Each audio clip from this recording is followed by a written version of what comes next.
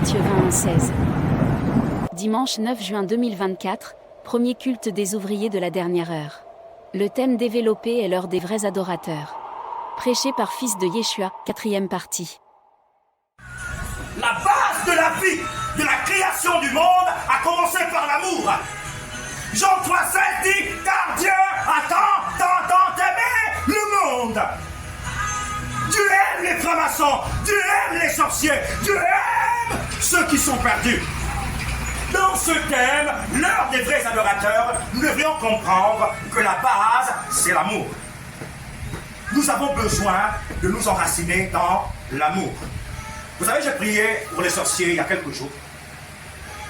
Je priais pour les sorciers, ceux qui tuent les gens et tout. Et le Seigneur, le Saint-Esprit va me dire, est-ce que tu sais que le diable calque tout de Dieu? J'ai dit, explique-moi. Il me dit de la même manière que le Seigneur Jésus-Christ avait dit au monde ou au peuple, que je monte vous préparer une place dans le ciel, le paradis de Dieu. Le diable aussi montre aux sorciers un paradis sur la terre. Donc quand ils transcendent, ils quittent leur corps, ils partent dans un royaume, dans un monde avec des immeubles, des avions qui n'existent pas sur la terre. Donc le diable leur fait croire que le jour où vous allez mourir, vous allez aller au paradis. Donc si tu es un prince là-bas, quand tu vas tuer les gens, tu vas augmenter en puissance, tu auras un trône là-bas chez les sorciers, quand tu vas mourir, tu seras au paradis. Mais la seule différence qui fait en sorte que les sorciers doutent, c'est quand ils voient la puissance du nom de Jésus. Ça veut dire que quand il veut l'attaquer, par exemple, un chrétien qui est né de nouveau, il voit le feu. Même le diable, quand il veut s'approcher, il dit non, je ne peux pas. C'est où ils disent que mais, finalement, toi, tu nous dis que tu es Dieu, que tu nous donnes un paradis, mais tu n'arrives pas à approcher devant ce nom. Mais le diable, c'est le père du mensonge.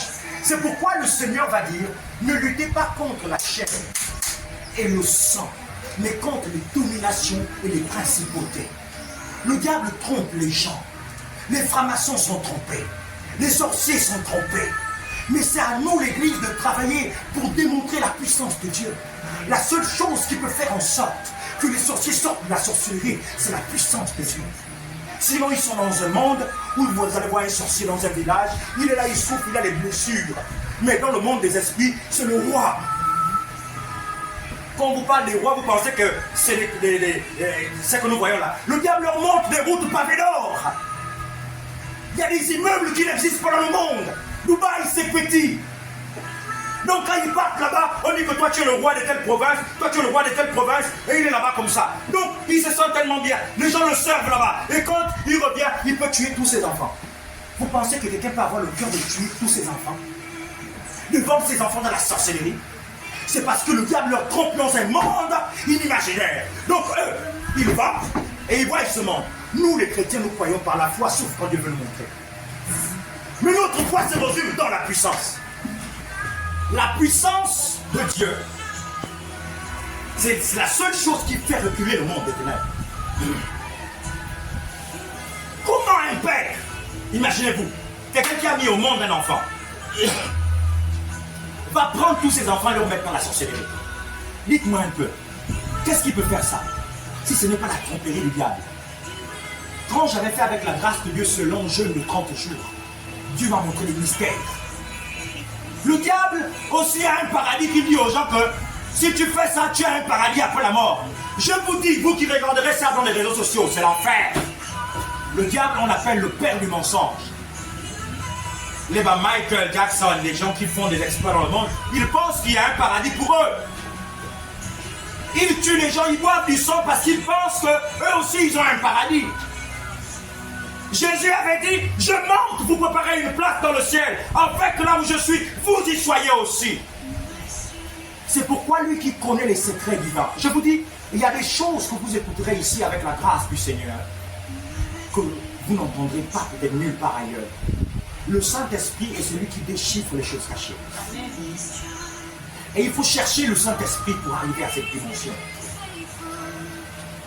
Tu vois ton frère ou tu vois un sorcier, tu pars, tu portes main. Mais le gars est trompé.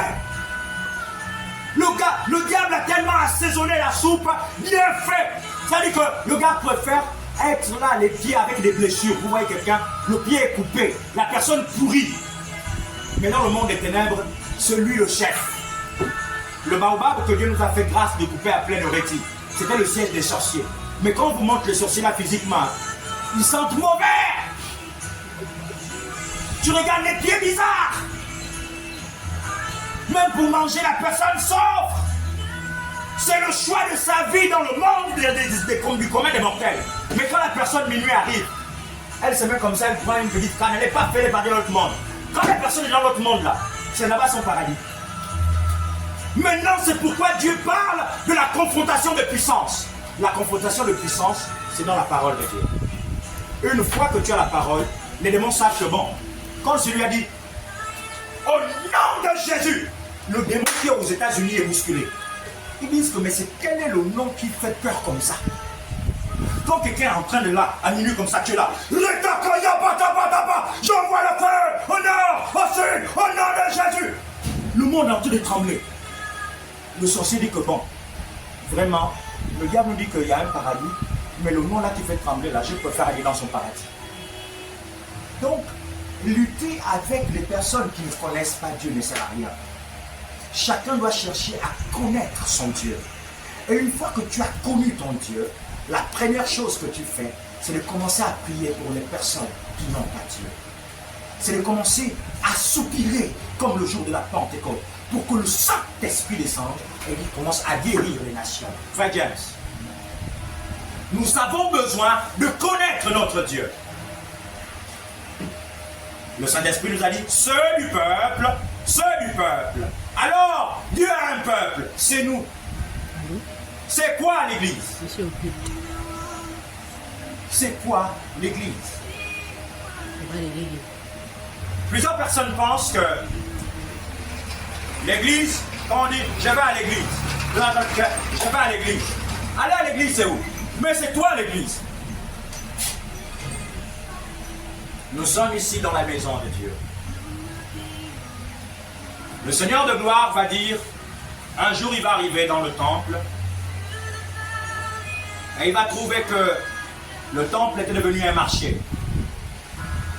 Les gens vendaient du n'importe quoi. La seule fois où Dieu s'est fâché sur la terre, le seul jour où notre Seigneur Emmanuel se fâchait sur la terre, personne n'avait pu l'arrêter. La colère était montée dans ses entrailles. Il avait pris un fouet, il l'a ouvert ici, il l'a cassé ici, il l'a fait comme ceci. Et il va dire, il est écrit que ma maison.